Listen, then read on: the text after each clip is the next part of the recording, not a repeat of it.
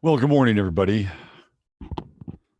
It's me, Robert Phoenix, back again for another day with adventures in the kingdom of man, the garden of the surreal, and the survival of absolutely the fittest. I'm just going to hang out here a little bit, get some things lined up while people fill in, because that's what we're going to do here. Just allow people to congregate. To congregate. All right, looking good. Looking good. Let's see who we have here. There's Steve. What's happening, Steve? And Joan and 10 Dragon and Judy. Hello, Judy. Judy. Oh, look who's here. I've been taking Jasper to task because he has decided. Hey, what's going on, Christy? Jasper decided to, I guess, let Rosie be on the show now, right? So Rosie's been spending a lot more time hanging out on the show. So, Rosie definitely brings a bit of a different energy and a different vibe to everything, right? Here she is. Yeah. She's a pretty girl, isn't she? I keep telling Rosie she's my favorite female cat. But she's been spending a lot of time hanging out. And Jasper's taking the morning off. He's lounging. He's just hanging out. He's chilling. Let's see. Tamara's here. And let's see. Joe Mama and Kate. Yeah, Rosie's the diva, man. But I'll tell you what, she is fierce. She is one fierce kitty. One fierce kitty. And it's funny to watch their two personalities because Jasper seems to be kind of tuned into the other world. Like he's always like looking at things that aren't there, right? He's like, Rosie is like a watch cat. If she hears something like in the hall or something like that outside the apartment, man, she's on it. So I've got Rosie who protects the temporal, and Jasper who is engaged in more of the astral. So we have the right hand and the left hand protection squad here. Well, it's another day and in the crazy, and it's about to get even crazier. I'm going to cover some topics today, try to string it all together. By the way, I've had a kind of a nice little wave of subscribers over the last couple of days. Thank you very much. Appreciate that.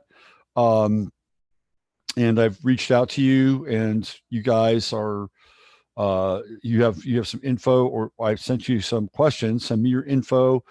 Most of the people are checking in now at the Mars or the Jove level, so they're getting transit reports. And as of this last weekend, we did one webinar, so there'll be more webinars coming. I just want to ramp up and get into the new space, the new virtual space, which will be the new website, and then the new physical space, which will be the new worldwide headquarters of the 11th house. So it's the as above, so below kind of thing, right? You got the new website, new house. So I'm psyched about that, and the opportunities that are going to come along with both of them. And really, I got the house so I could grow some food. It's got an enormous backyard, like really good size backyard. So food and a little couple of chickens, 3 or 4 chickens. And and if I can pull this off, if I could pull it off, got to be cool though, right? Because I can't like become, Farmer Joe overnight. I got to like ease into this thing, particularly because I'm a new tenant, but I'm thinking like maybe down the line, like sometime maybe in the fall, investing in about 2 or 3 pygmy goats, and then getting a little goat milk action out of the pygmy goats, and then some bees. I'm thinking bees, goats, chickens, garden. I could probably live with that. There's a bunch of pecan trees there too, so I get some pecan nuts. Now, of course, I'm going to talk about beef today. I think we're going to hit a beef shortage here because, again, they're socially engineering us into the Agenda 21 diet. We're being socially engineered to go Agenda 21. This is what's happening. Like, wake up. What's part of the Agenda 21 diet is not protein. It is a plant-based diet. They don't want people to have animal protein. They don't. Animal protein has a different chemical bond, um, amino acid reaction inside the body. That's not saying that you can't get decent protein from things like, I don't know, sunflower protein, which I've taken before, right? But even that, I think they'll probably wind up being very strict about what kind of plant proteins people could have and limited. They don't want people to have a yang response to their environment.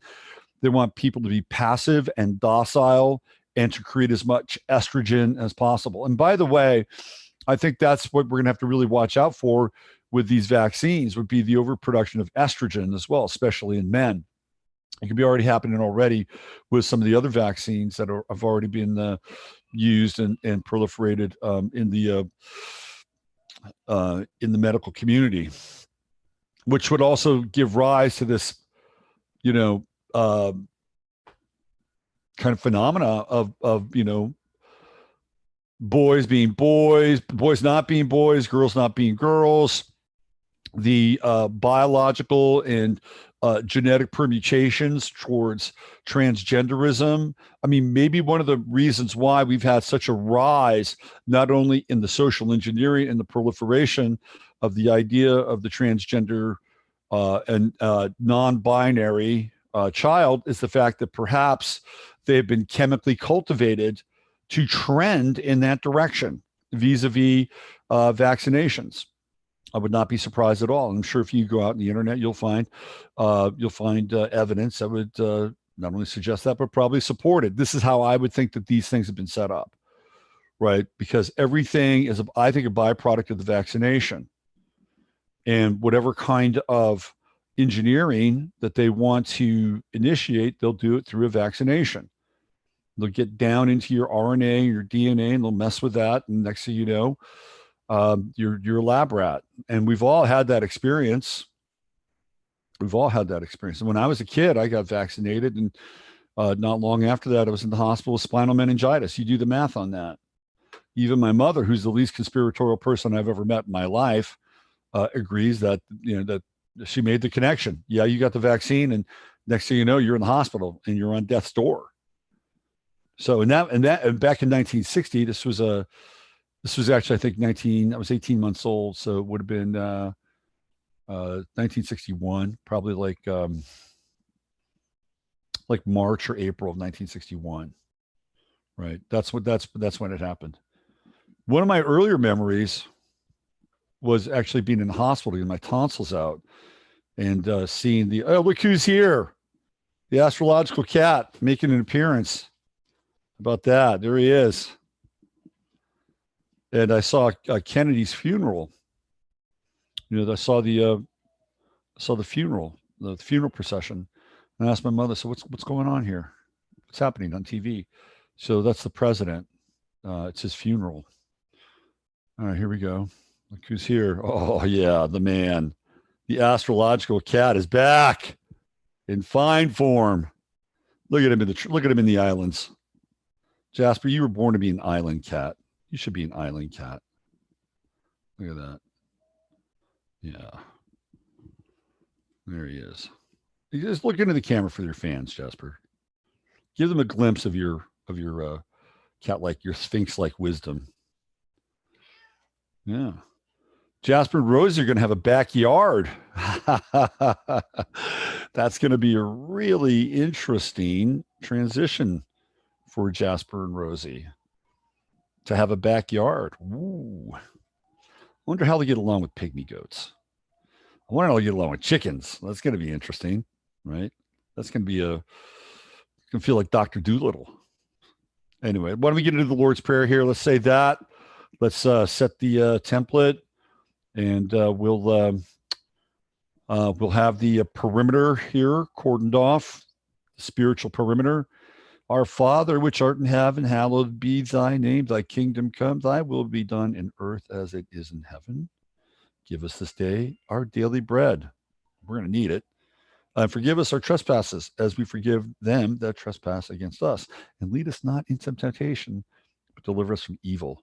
For thine is the kingdom, the power, and the glory forever and ever. Amen. There we go. There we go. We bring in the spiritual protection.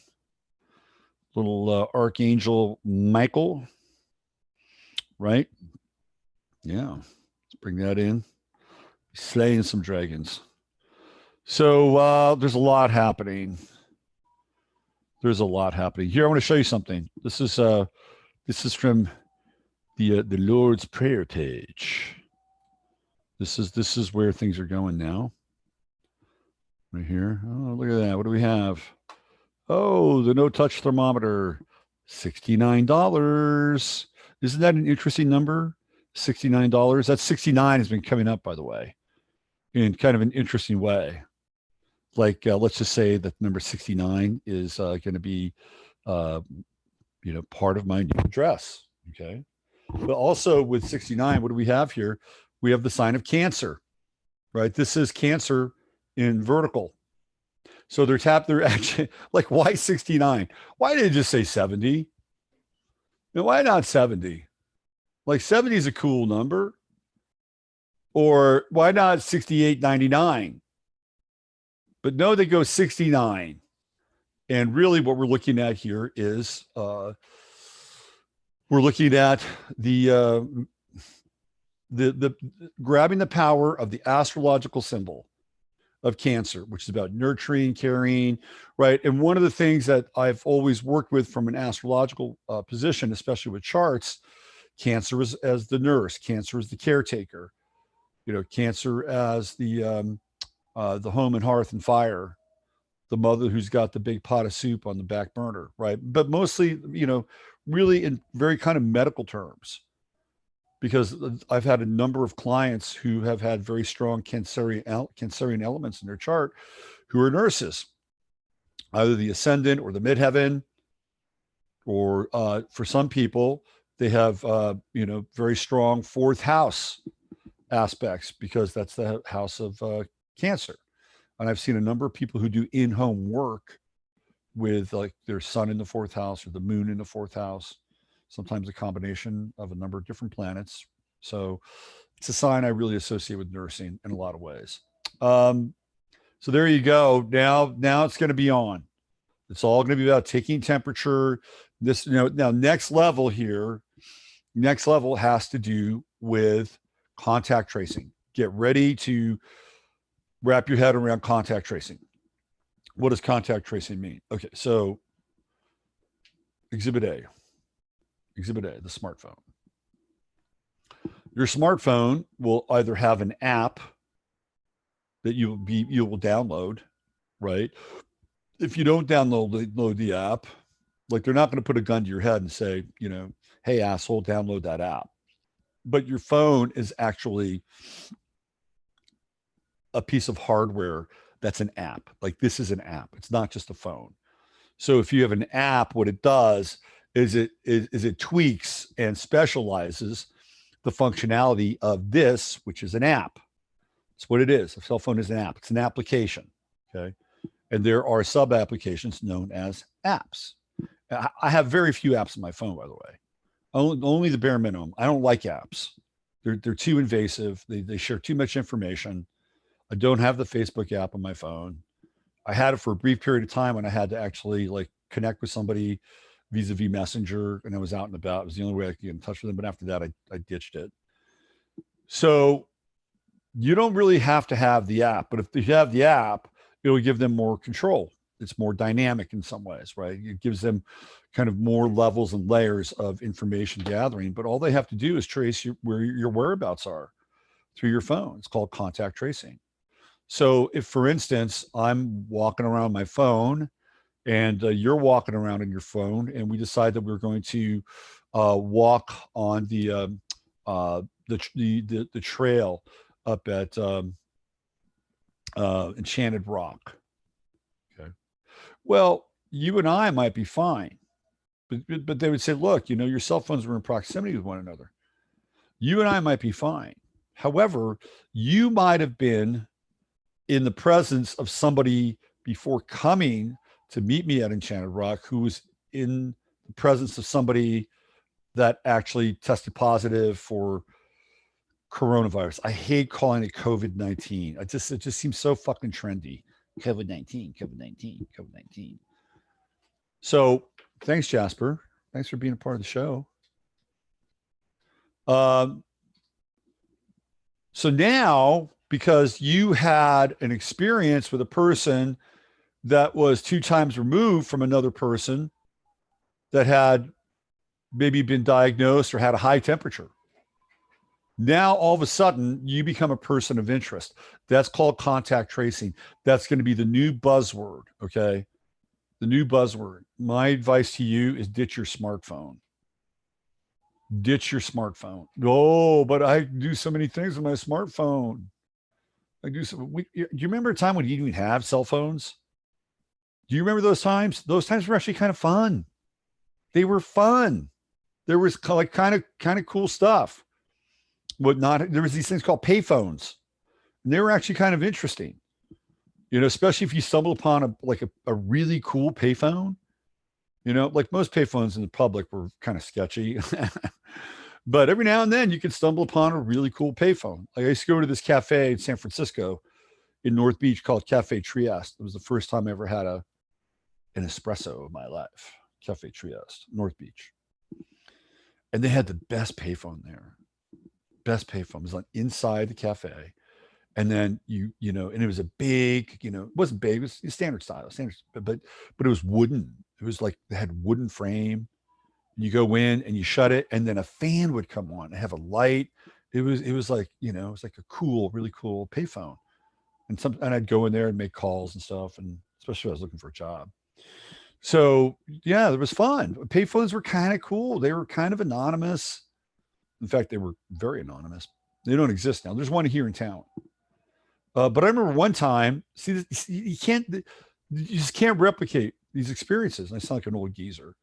But one time I was driving. It was about 11:30 at night. I'm not sure where I was going. Maybe I was going to San Francisco to see my girlfriend. That might have been what was happening. And I'm listening to the radio, and they would have giveaways. Concert giveaways, right? Ticket giveaways on the radio. So I'm listening to the radio, and they're giving away tickets to go see this U2 show, right? I'm like, okay. So the guy played a song, and he wanted people to identify it.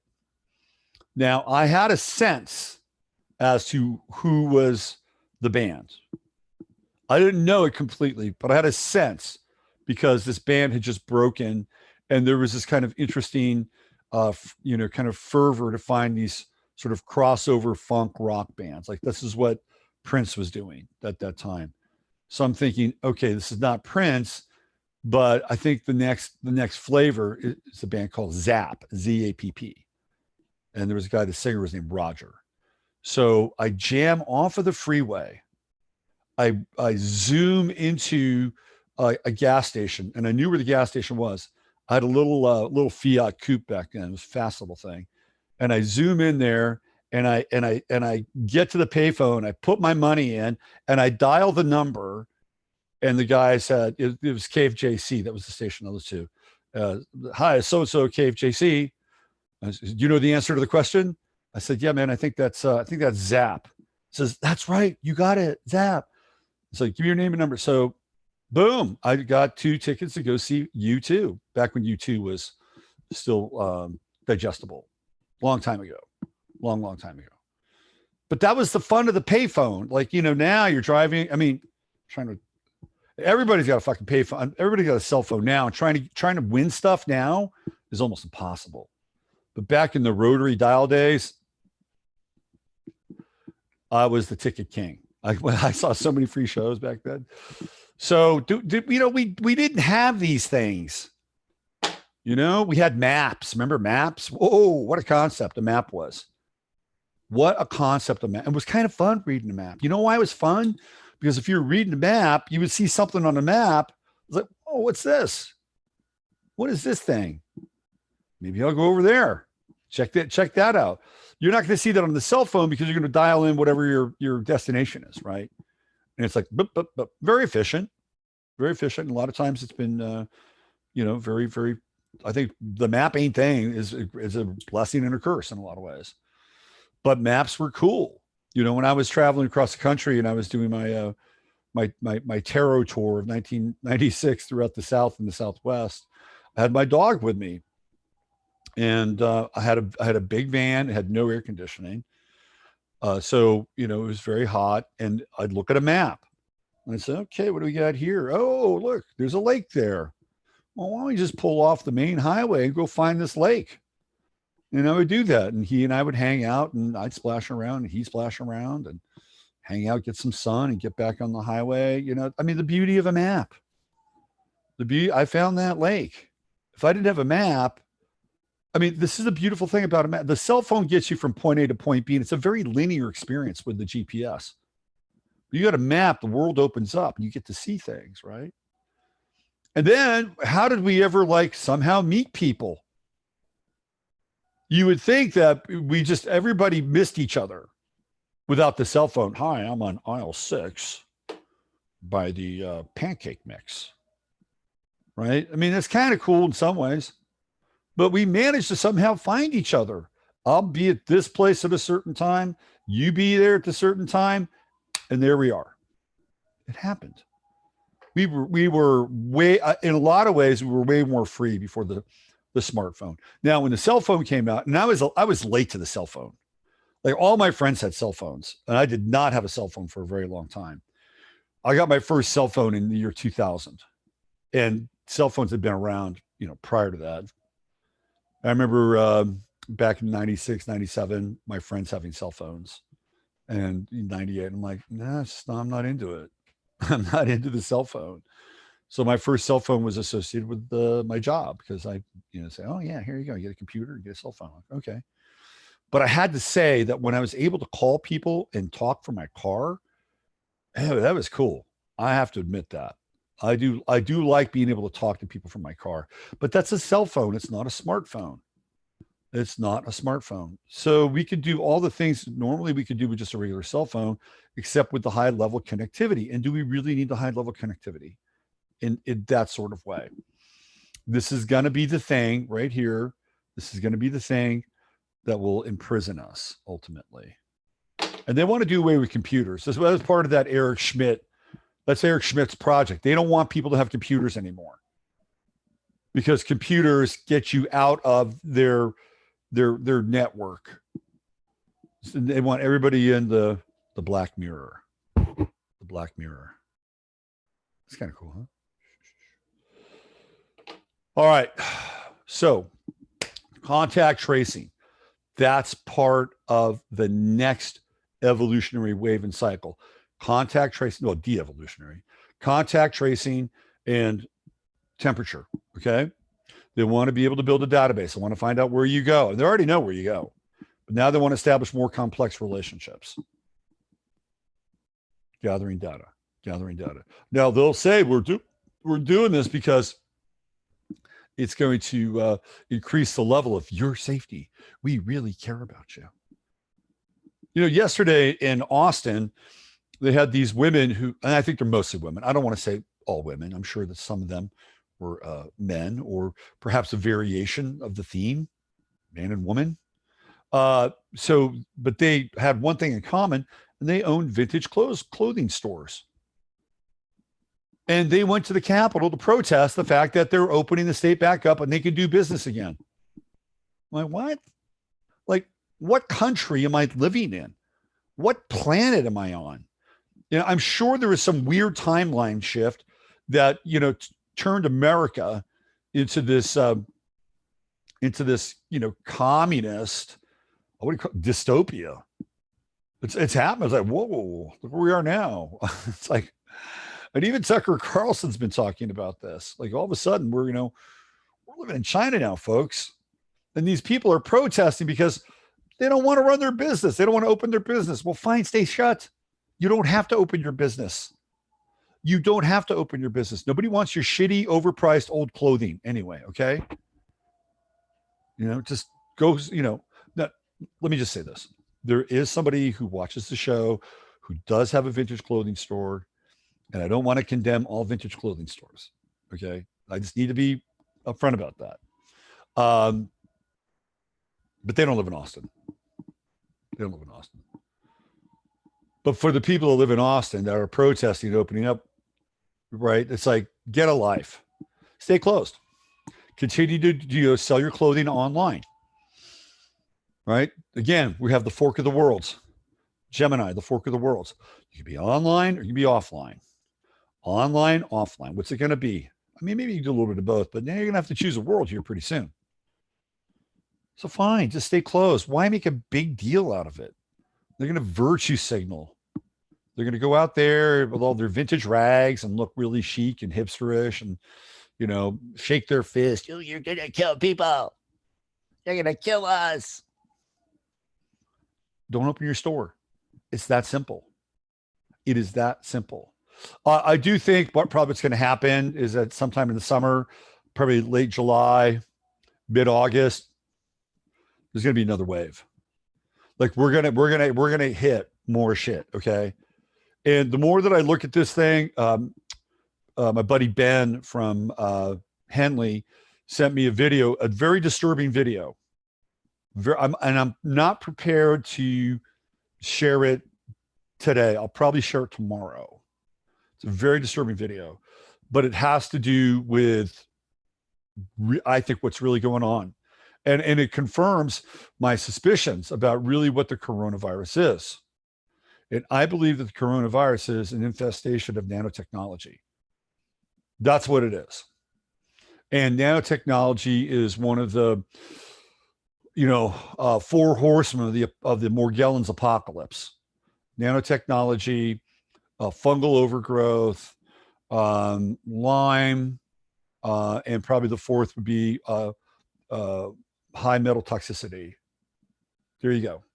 There's your four horsemen of the apocalypse, Morgellons apocalypse: nanotechnology, fungal overgrowth, Lyme disease, and metal toxicity. There they are, right there. So essentially, we've got now these little tiny sentinels, just like the movie The Matrix, that are floating around inside of us. And so what happens is that these little sentinels get activated and then they do shit. They will do shit. That's my take. Okay. That's my take. And then if you've already got fungal overgrowth, which leads to candida, high metal toxicity, which leads to high blood pressure and a bunch of other stuff. And then you've got Lyme, which is just, constantly wrecking your immune system, not to mention whatever other kinds of, passive pathogens we have floating around in our bodies. Now, all of a sudden, they're all kind of working together in that moment. So we just had this event happen. This is why. So I'm going to transition down to some of this, some of the pieces here that I want to bring up.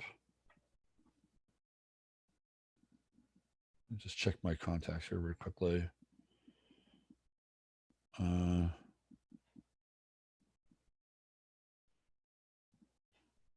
Let me see what we have here. Okay. So I'll bring this up. This is, to me, this is, I think this story that I'm going to share with you is the smoking gun. It is this, to me, it's the smoking gun. I just have to, let me find this thing again. I just had it up here. My bad. I should be able to do this.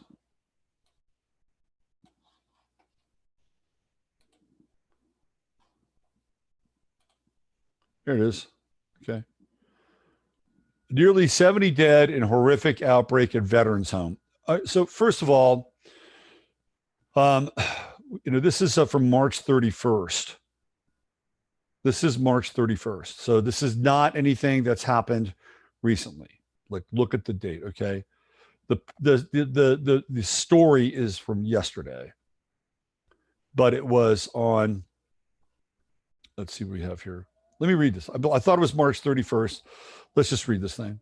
It says nearly 70 residents sickened with the coronavirus have died at a Massachusetts home for aging veterans.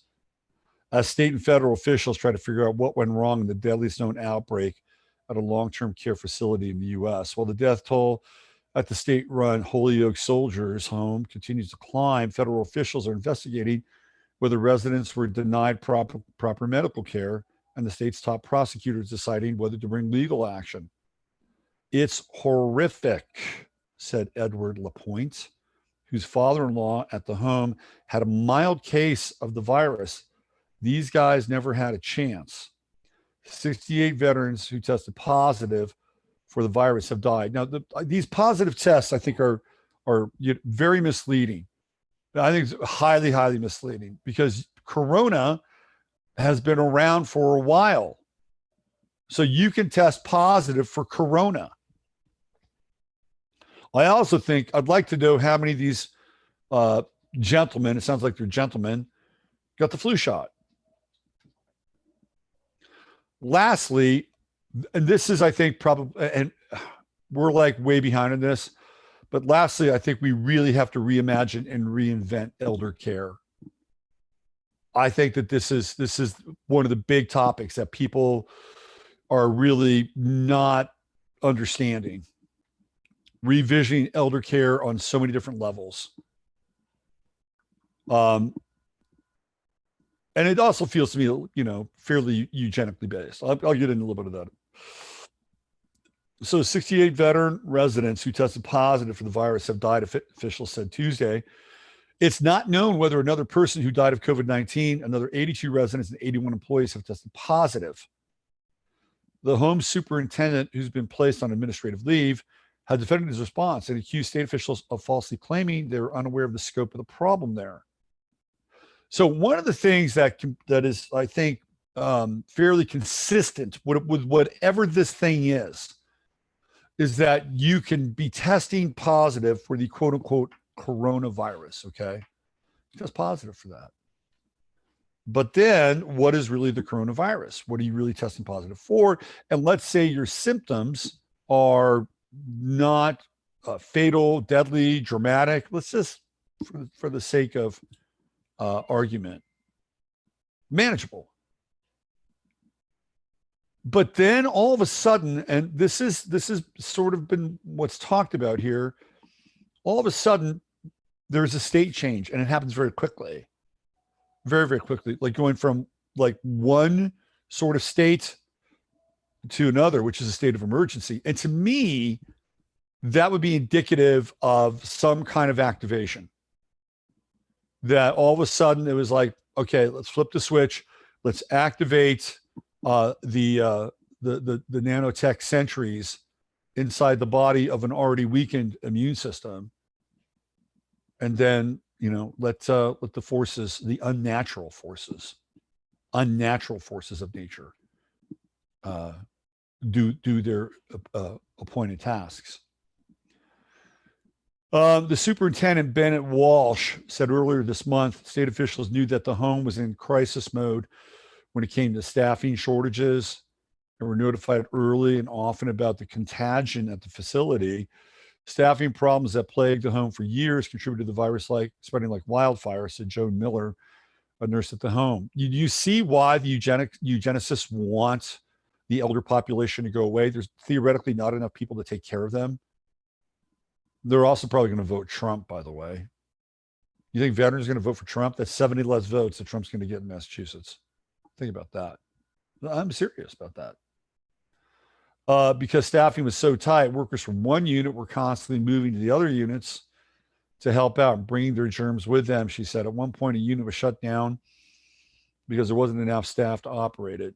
And those veterans were moved to close quarters in other parts of the building, she said. Veterans were on top of each other. She said, we didn't know who was positive and who was negative, and they grouped people together, and that really exacerbated it even more, said Miller, who spoke through a mask during a break from her job at the facility. That's when it really blew up. Look, I think we can all agree that population reduction is part of the plan. They want to get the planet. I'm going to give you, and let's just agree that there might be 7 billion people on the planet, which I'm not sure there is. But let's just agree on that for now, just as a number. I do think that whatever the population is, they want to drastically reduce it. And I'm thinking by at least 2/3. Look at the Georgia Guidestones. For most people, the coronavirus causes mild or moderate symptoms such as fever and cough that clear up in 2 to 3 weeks. For some, especially older adults, and the infirmity can cause more severe illness, including pneumonia. Beth LaPointe said her father's roommate tested positive for the virus in March and later died, but her father was initially denied a test because he didn't show any symptoms. As the virus spread, family members were kept in the dark about what was going on inside. The asymptomatic piece is problematic because you could be feeling fine, no symptoms, and you may have even have antibodies, but these little lurkers inside of your body might all of a sudden be activated. And next thing you know, you're sick as a dog. Republican Governor Charlie Baker's administration has hired an outside attorney to conduct an investigation into the deaths. The problem is that they're looking at coronavirus, and they're looking at even solving this problem from a completely skewed perspective. It's sort of like you're looking for a giraffe, and you're looking for the giraffe in downtown Topeka. They're just looking in the wrong place. They're stalking the wrong thing. They'll never solve this shit. They just won't. And it'll basically go into an unsolvable file. And somebody will take the fall. Somebody will take the blame. Maybe it'll be the director of the home. It might, who knows, maybe they'll shut it down, although they can't really shut it down probably because they got other people there. It's a mess. So it says geriatricians and experts in long-term care medicine were sounding alarms at the beginning of March, and we've essentially been ignored by everyone, federal, state, local government, and the nursing home industry. I think they've shown about a 98% sort of corona rate in the prisons. Those people don't die. It's because they're younger. They're younger. They don't have the same underlying conditions, mostly. So that's a problem. And the challenging part to the whole thing was the number and the severity and the rapidity of the casualties. Almost like a switch was turned on. Same thing happened in New York City, by the way. Nothing. And then bang, all of a sudden people show up. That's what I'm talking about. That's why I think what we're dealing with isn't really what we understand around this. My 2 cents. Tomorrow I'm going to get into more of it. And, I'll play a very alarming video. Let's put it that way. Alarming video. So what's our good friend, Dr. F? What is Dr. F up to these days? You know what I'm talking about. Dr. Faustus. Dr. Faustus. What is Dr. Faustus up to these days? Well, he's back at it. You know what he's like? He's like the local mafia shakedown guy. Go in for protection. This is what he is. Fauci's a larcenist. It's like, the story, you know how it works, right? So go back to New York City, let's say 1939. You got a little shop there, New York City. A little shop in New York City. Little Italy, let's say. And you're selling meats and cheeses and olive oil and all that stuff. And then one day somebody comes by at night and smashes your windows and takes your meats and takes your cheeses and pisses on your floor. And like, oh shit. And so then this guy comes in, next day says, "Ooh, that's terrible. That's really terrible. We've got to stick together here. And I know some people that can be very, very instrumental. They can help you a great deal. They'll watch out for you. They'll make sure this never happens. And if it does happen, they'll make sure that those people pay a very steep price." Oh, really? Really? I'd be so grateful. Don Vincenzo. What do I have to do? Well, you just have to pay us a little bit of money each month. It's not much. Think of it as insurance. It's just insurance. You have to pay insurance on other things, don't you? Oh, yes, I do, Don Vincenzo. This is a different kind of insurance. Right. So the guy who's offering you the insurance is the guy that went in or hired people went in to knock the shit out of your store. It's the same thing with computer viruses. Like they set up the computer virus. And then it was like, oh, you want the computer virus? Yeah, you want it now? Okay, we got Norton or whatever. Fauci is the shakedown guy. He's basically saying, look, you want sports? You want to return to sports? You want to return to normalcy? These are the things you must do. Dr. Fauci warns the U.S. will be in for a bad fall if coronavirus treatments do not work soon, as he warns it will not disappear from the planet once lockdowns end. You know why he says that? Because he knows. He knows. He worked on this. He worked on this. Whatever this is, he knows about it. He contributed something to it. Dr. Anthony Fauci spoke on Tuesday in an interview with the Economic Club in Washington, D.C. He said that it was inevitable that the virus would appear for a second time or that might not even go away. That's shakedown. That's shakedown talk. But you know what? As long as you get that vaccine and do everything else, you'll be all right. And I know people that can help you out.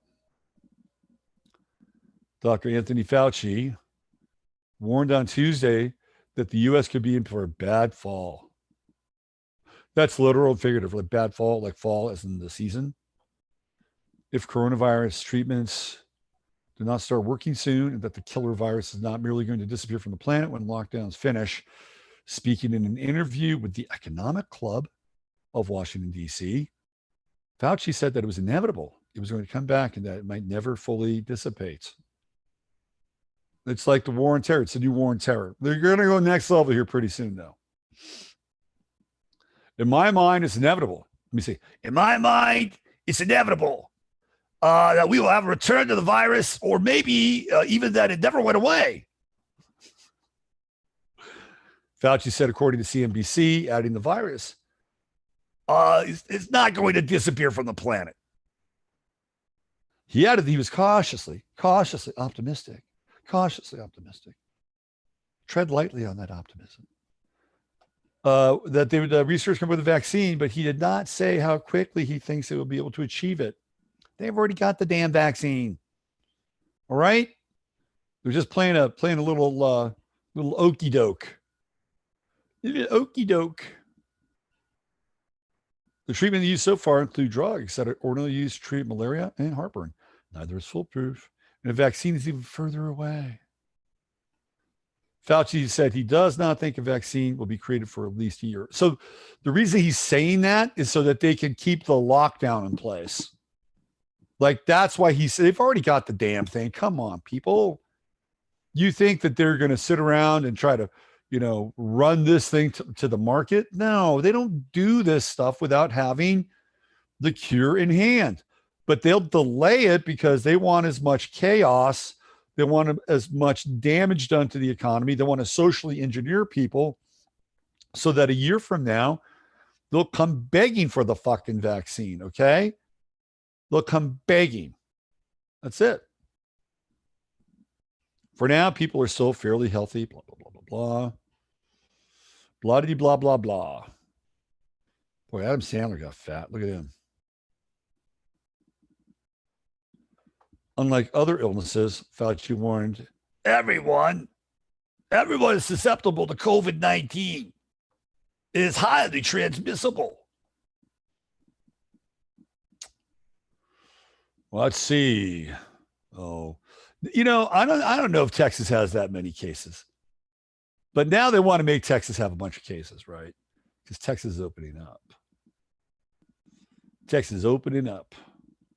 USA reopenings.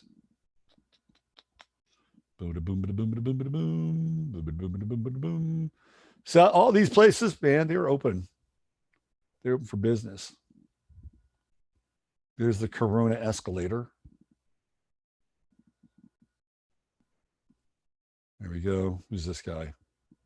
Oh, DeSantis. Boy, that Andrew Gillum, that dude took a fall, huh? Whoa. He lost that election by what, like 1% or something? And then like apparently he just like went off on like on a crack binge. Floridians, you dodged a big bullet by not electing that guy. And he was slick, man. I watched some videos of him. That guy could articulate. All right. What else do we have? Do I want to do this one? This is one of the reasons why I'm off Facebook, or I'm getting off Facebook. This has nothing to do with the coronavirus, but it's like like it is indicative of the times that we're living in. Okay. And I know that there are a number of fine folk over in the UK who follow the show, some of whom might actually be right there on chat today.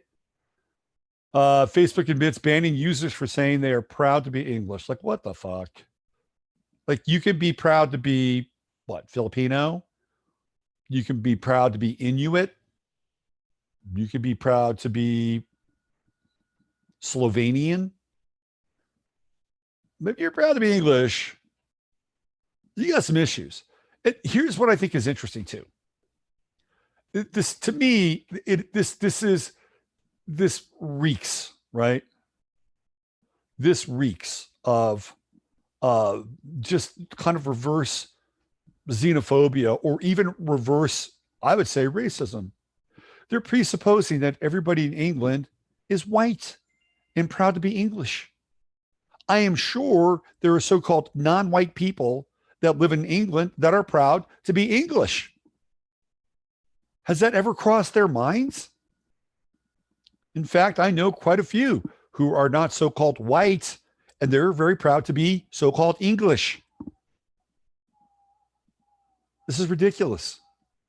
But it's, again, I hate to say this, but it is indicative of the just absolute hardcore censorship that it went from, being sort of this this soft censor to now there's it's just like an iron gate now. I was watching Susan Wojcicki on she runs YouTube. I was watching her on Tucker. She basically says that if you have a YouTube video where you're promoting vitamin C or turmeric or zinc or any other natural cure or natural immune enhancer or booster as a hedge against coronavirus, they will take your video down. She basically says, we're going to follow the WHO's guidelines, and if you're outside the WHO's guidelines, you're going down.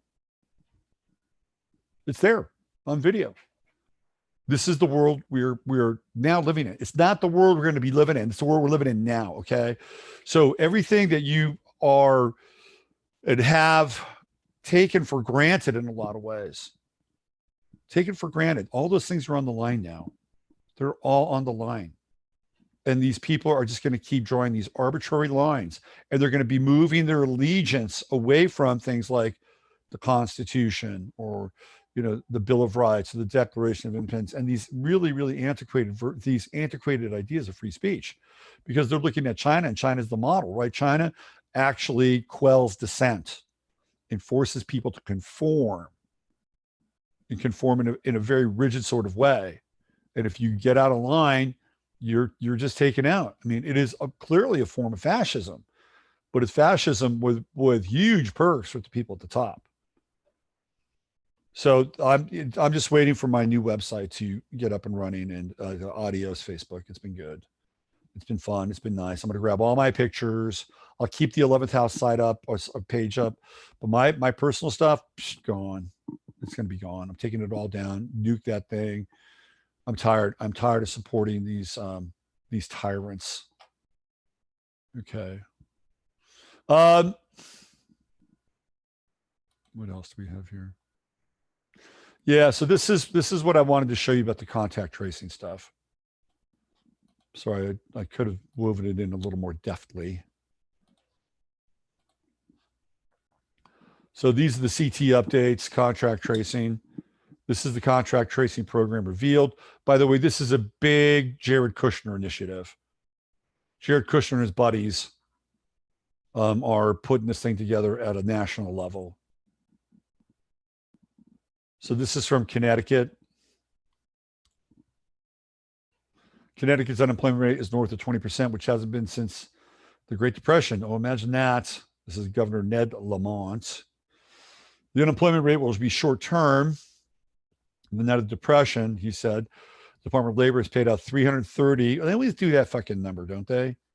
330 or the 33, 330, 330.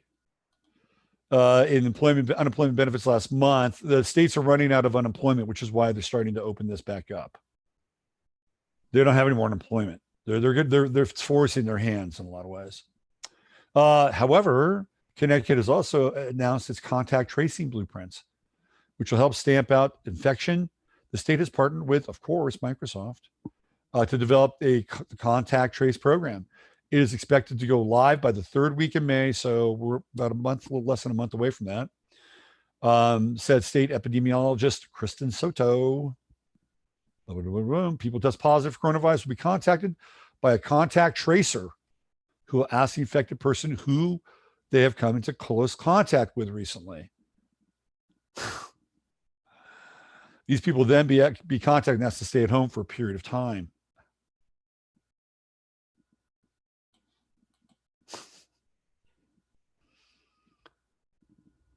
Man, this is getting creepy. Coronavirus can spread when an infected person is asymptomatic. And staying home after coming into contact with an infected person is the best way to limit the spread. Soto said, data for the program will be handled securely. Track and trace sounds a little like Big Brother. This is a tried and true method of limiting infectious spread, and it goes back 100 years. Oh, 100 years, really? Got case studies on that? Did they have cell phones 100 years ago? Really? Oh, just because it happened 100 years ago. What are we talking? Spanish flu? Is that what you're referring to? Oh, yeah, I heard the cell phones were really good back then. So far there are 300 contact tracers. So a contact tracer is an actual person, right? This is the knock your. Excuse me, Mr. Phoenix. We have some reason to believe that you may have come into contact with somebody who came into contact with somebody who had the coronavirus. Were you aware of that? Mr. Phoenix, I'm afraid that you're going to have to spend the next 14 days in your apartment. And just to make sure that you don't leave your apartment, we're going to have to put a lock on the apartment from the outside, and we'll have to put an ankle bracelet on you as well.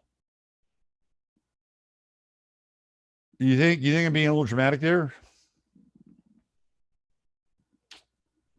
The contact tracers.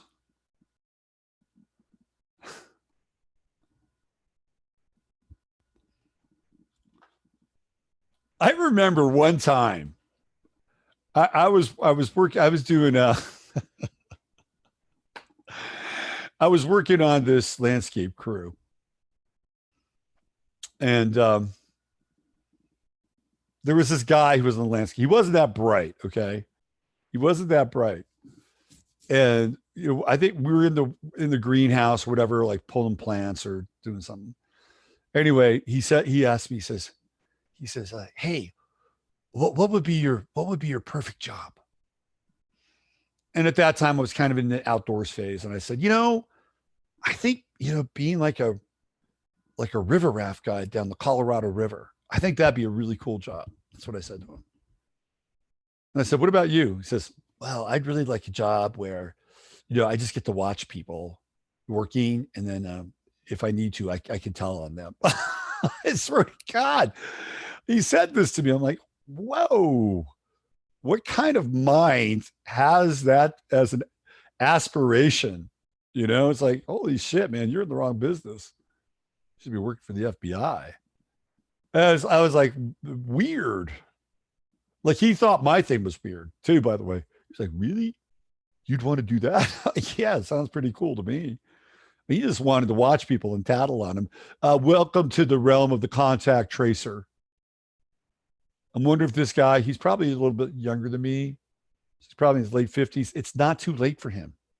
He could still find his career of choice Like this is his time. And he's in California. This is his time. He's been waiting for this moment all of his life. He never knew it, but he was born to be a contact tracer. Oh my God. You know, it'd be great though. This would be really great. Is if the contact tracers were infiltrated. That it wasn't just, you know, people like you go in and say, yeah, I'll be a contact tracer. Yeah, I'll be one. Yeah, great. I need some work. And then you go in and you just fuck up the whole contact tracing experience. Kind of Fight Club the whole thing. I think some people actually do that, but then you'll get other people to balance it out because the universe obviously works in a very interesting symbiosis. You'll get other people who like the Uber contact tracers, and they'll just like have everybody sort of, you know, locked down. You know, they're like the contact tracer bounty hunters. They're like the dog, the bounty hunters of the contact tracers. Life is weird. It is so weird. A second wave of the virus is still expected in the fall. Where did we see that? Where did we see that? Dr. Faustus. It's a brave new world, boys and girls, and you're now unwittingly a part of it. Unwittingly, although you know you're informed. You're informed. So there's some other weird stuff going. Oh, okay. Okay. I've got to connect the dots now because I'm about to go into either two very separate tangents. I want to talk about the food supply, and then I want to go to where I think the next level thing around this whole thing is. One is very real, very tangible, and startling. The other is far out and bizarre, but also, unfortunately, kind of credible. So I've been talking about how the food supply is being totally compromised. We've been reading stories about Smithfield, you know, closing their plants, Tyson closing their plants, farmers in Wisconsin that are being forced to dump hundreds of thousands of gallons of milk, chickens being slaughtered. I mean, this is not a good scene. And, you know, we're also dealing with this, you know, kind of idea of these sanctions. Like, you know, sanctions are being leveled against us. And nobody's really talking about that, except for here. But this falls right into that category. It actually comes from my state, the state of Texas. And this person, I've got two separate people sent me this video this morning. So I've got to play it. I haven't really looked at it. I'll be watching it for the first time. Some of you might have already seen it because you guys are sharp as tacks. But for those of you who haven't seen it, we'll be seeing it together for the first time. So I'll have my response, and then I'll come back into Chatlandia. We'll talk about some of these topics, but particularly this last one. Here we go. Oops. I just got to hit my switch. Because you got to get that computer sound. It's muy importante. We have to talk.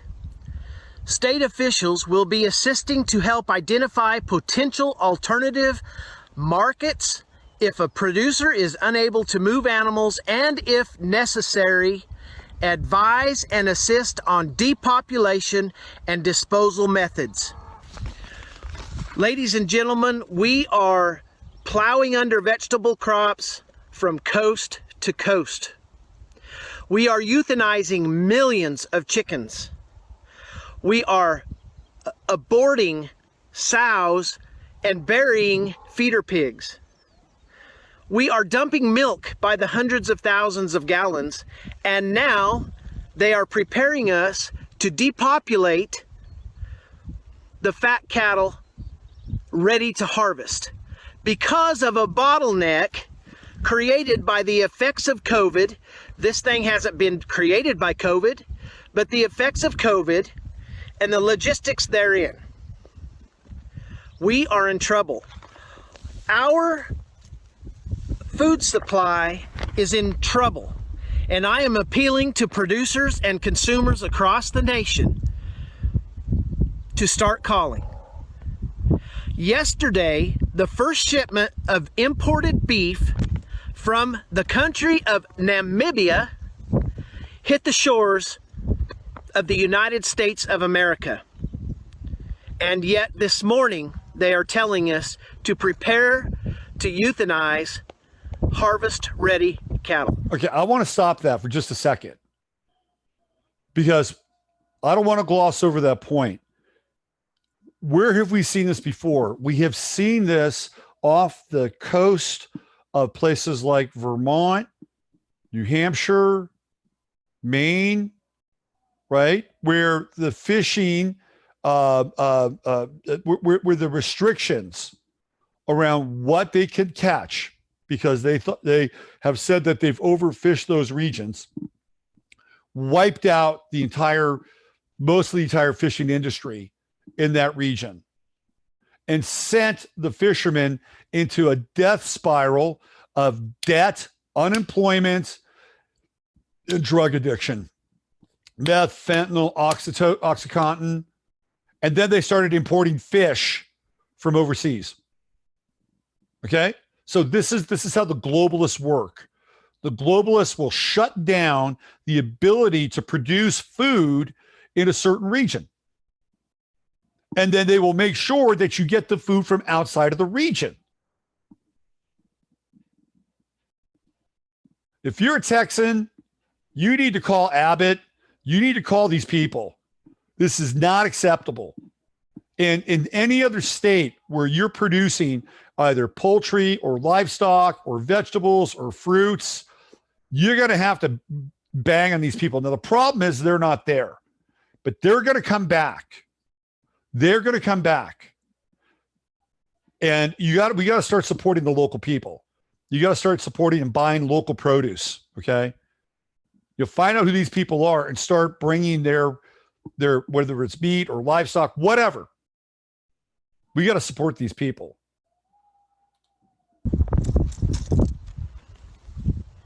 Am I the only one that sees a problem in this? No. It is time we get the American people back to work. It is time we get money flowing. It is time we get food on the shelves. Because if you're not concerned about this food supply problem, you better be.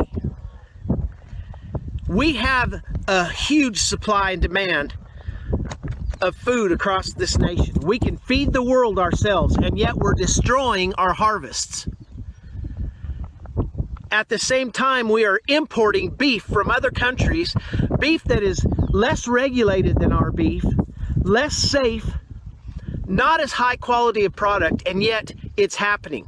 At the same time, they are preparing for us to euthanize our harvests. Does that make sense to America? For the last 10 years, we have been pressed to be sustainable. I've said all along, sustainability is a fraud. And right now, we're being forced to destroy our harvests. That doesn't sound like sustainability to me. But it is part of the overall goal to vertically integrate your food system. You see, they cannot have control of the people unless they have control of the food, the water, the land, production. It is time we get back to work. It is time the American people force the government to listen to us. We are of, by, and for the people. This is not Nancy Pelosi's country. This is not Donald Trump's country. This is your country, and you're going to go hungry. We must get regional and local packing houses up and going. Do we have to have those big packing plants? You bet we do, and they need to be running right now. We need help. You as a consumer are in trouble. My dad told me years ago the best thing that would happen to America is if everybody had to sit in the dark, cold, and hungry, and that would wake them up. Well, I think it's coming. We're in a dangerous position, ladies and gentlemen. We need to get inspectors into these small plants. We need to get better inspectors. We need to get going on this today, not tomorrow, today. You need to be calling your legislators. We need to be opening up the country. Your food supply is in danger. Ranchers are going broke every day. We're doing all we can to stay here. We are in crisis in America. This is a crisis. This is a national crisis. And everybody's just sitting back enjoying their time off, enjoying that $1,200, not knowing that overnight you're going to go hungry. It's coming. Ladies and gentlemen, we need your help. We need your help today. Everybody, all hands on deck. It's time. We need you to go to demandUSAbeef.com, sign the petition for country of origin labeling. People want to know where their food comes from. I don't want any beef out of Namibia. I don't want any beef out of Brazil. I want my own beef. I'm blessed to be able to eat my own beef, but a lot of you aren't, and you need the freedom to choose your product. Demand mandatory country of origin labeling. Demand that these people get back to work. Where have our patriots gone? Where are you? I ask you that today. This thing's going to be incredibly tough overnight. It's already tough. You think the shelves were empty 2 weeks ago, you just wait. We have a bottleneck in this processing facility and the logistics in this transportation system of our food supply. You think we're not in trouble? We are. I'm sorry, my tone is so bad. I'm so upset. But we have got to get this going today, ladies and gentlemen. We appreciate your support. Producers, start reaching out to consumers. Forget these associations. Forget all of the corrupt bull crap that's been going on. We got to put a stop to it too. It's time. My apologies for my tone. I'm worried about my country. Try to make it a good day, you guys. Here we go. That's a hard wake-up call. And you could say, well, he's self-interested. You could say, well, he's self-interested. That's his industry. Well, of course he's self-interested. Of course. But these people don't, that's his livelihood. That's his livelihood. And it was his livelihood from his father. You could say, oh, well, change is difficult. Change. Well, they're not really changing things now, are they? Because they're bringing in beef from Namibia. They're saying, screw American beef. We're going to export this Namibian beef. Now, look, in a free and fair marketplace, bring the Namibian beef in. But don't shut down the American beef, or don't shut down Texas beef and let the consumer decide. Consumers say, I don't want Namibian beef. I know this family. I know these people. I want to support them. But they don't want a true free marketplace. They don't want that at all. They don't want a true free marketplace. They don't want a free market. They don't want a free marketplace of ideas. They give lip service to it all. Not anymore. The marketplace of idea lip services, that's gone. They're just openly fucking fascist now. We got to support these people. We have to support them. You may not be into beef. Okay. That's not really the point here. All right. The point here is that there is an authority that is saying you're going to have to slaughter your animals because there's a big disconnect between the amount of animals you have and where that's going. Meanwhile, we're going to bring in beef from other countries because these deals have been signed, right?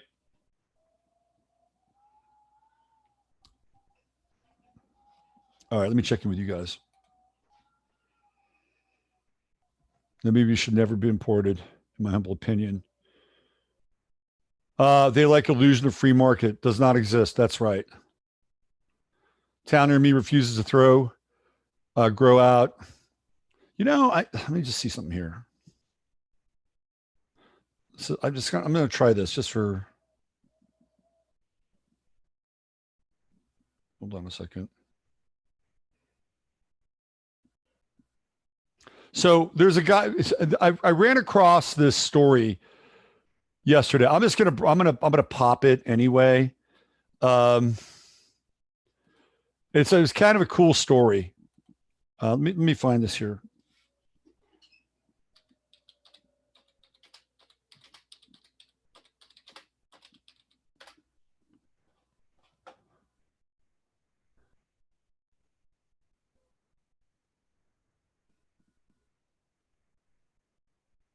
Hold on. Let me do this.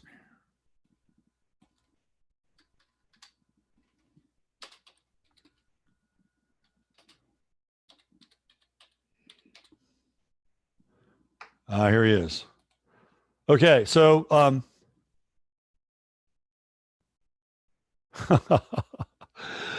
oh, okay. So I ran across this story yesterday, and I love this guy. Okay.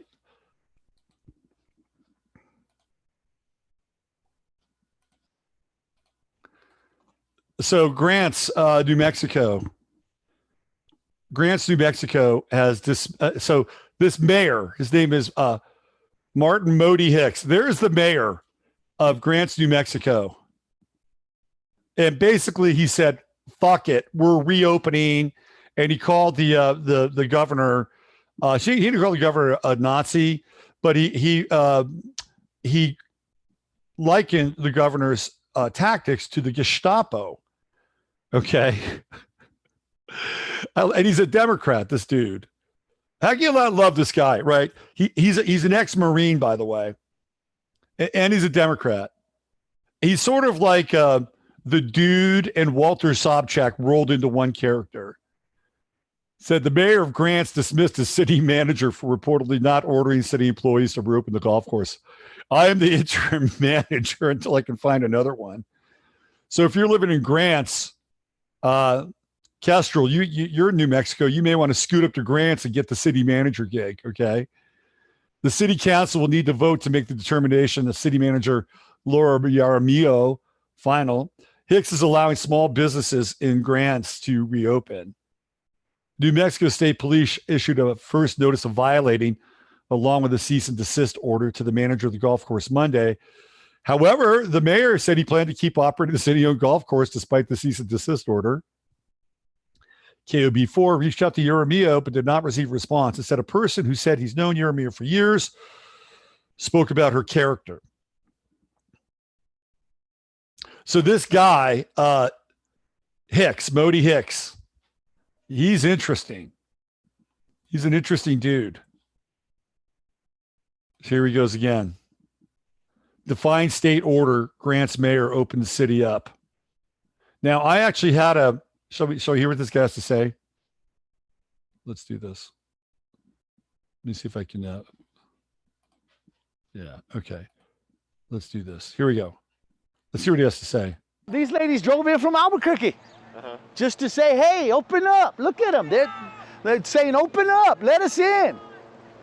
You know, everybody wants to open. It's just ridiculous what we've got going on here. Action 7 News anchor Shelby Cashman has more on what went down as the town's leader openly defied the governor's public health order. Shelby. Yeah, you saw that there, Brittany. About 24 people showed up at Grants Town Hall today as some of those businesses across the city started to open. Mayor Martin Hicks, who you also just saw, surrounded by supporters from across central and western New Mexico. But state police came in and crashed the party for some. Our governor is saying to you, hear me on this. She's saying to you, you're going to die if you go back to work at City Hall. You're going to die if you go back to your construction job.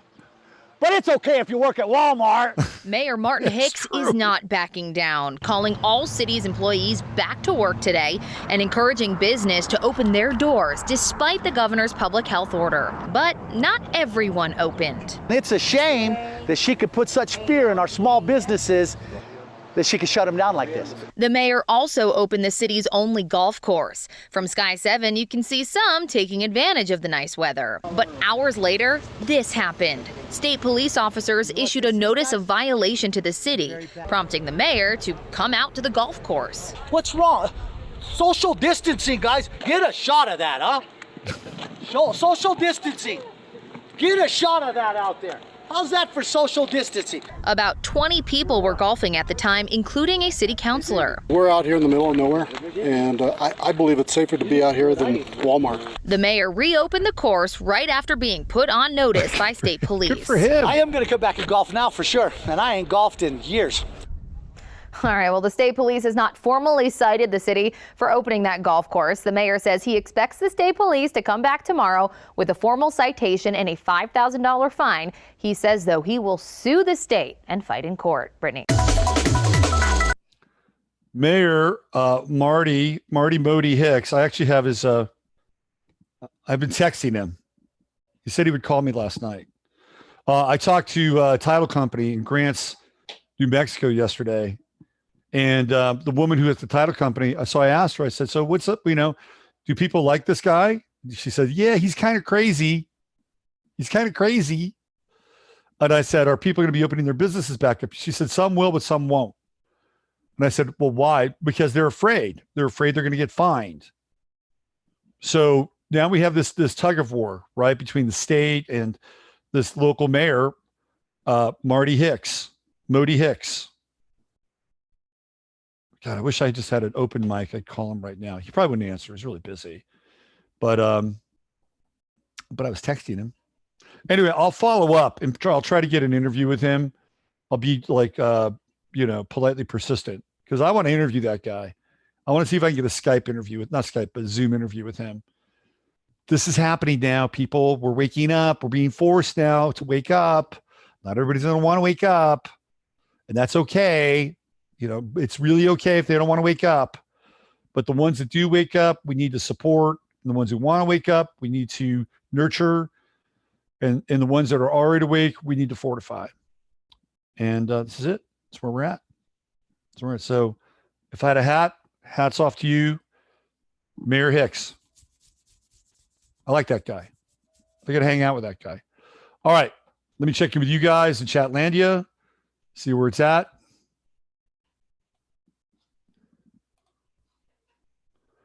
Let's see. What else do we have here? Soon to be Governor Hicks. Yeah.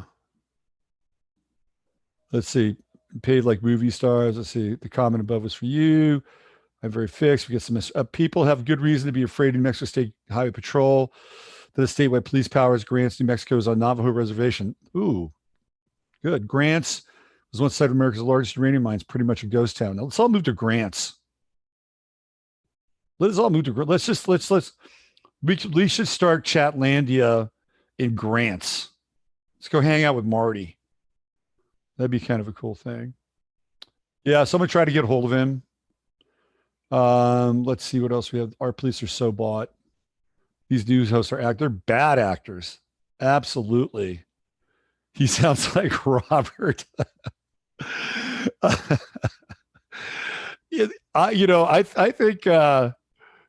think Marty might be kind of a soul brother in a weird way. I don't know. I think Marty and I, if Marty and I ever got together, I think fireworks would ensue in a good way. All right, let's get out of here today. I wanted to leave you with something positive. One man basically flipping the bird to the system, okay? One man. We have one rancher standing up and saying, look, our livelihood is being destroyed. We have one woman in Frisco, Texas, who's ripped up her summons so she could bring people back in one by one into her salon. You see, it just takes one person at a time. And enough of the one people stand up and say enough is enough. They're going to get the message. They will get the message. They'll regroup and they'll roll out the next phase of whatever they're doing. This is a marathon. This is a marathon. We're in this for the long haul, right? This is it, man. The sanctity and the future of the planet is right in front of us right now. It's in front of us right now. And if you come from love and you come from truth and you come from your heart and you come from care and compassion, all these virtues, you are not wrong. You're not wrong. Courage is very important. Very important. Love, courage, truth, compassion, right? These are the elements that empower us. They empower us because we're not coming from a place of manipulation. We're not trying to manipulate other people. If you want to stay home, stay home. We're not going to drag you out and put a gun to your head and force you to take tango lessons with us. Okay. That's not happening. we're not here to manipulate people. We're not here to spread fear or violence. All we want to do is to be able to live like men and women on their feet and not on their knees, to live a life of truth and love, in the highest and best sense. Yeah. As the Logos operates in us and through us, taking us to a higher order, beyond a new world order, a cosmic order. We'll get there. We will get there. I promise you. All right. Let me do one more little tour of Chatlandia. Let's see what we got. Let's see. Tango lessons. Yeah. Taos is great. Marty McLifley, go back through time. Go out there and connect deeply with nature. Yeah. Leave the cell phone home. Yep. I'd be there. Yes. It felt like a shift this morning. Thanks for the inspiration. Good. Some of you guys from New Mexico should go out there. You should go check it out. Let's see what else we have here. I haven't seen Maury in a while. I think Maury dumped me. I think he dumped me. I think Maury's angry at me. I don't know. I don't know. Maybe he's okay. I'll shoot an email to Dawn, but it's good that you checked on Maury. All right. Use your head to discern what's real, your heart to say what's possible, and I'll report back on Maury tomorrow, because he adds a lot to the chat room, doesn't he? I like Maury. I like him a lot. Hope he's okay. All right. I'll see you guys tomorrow. Have a great day.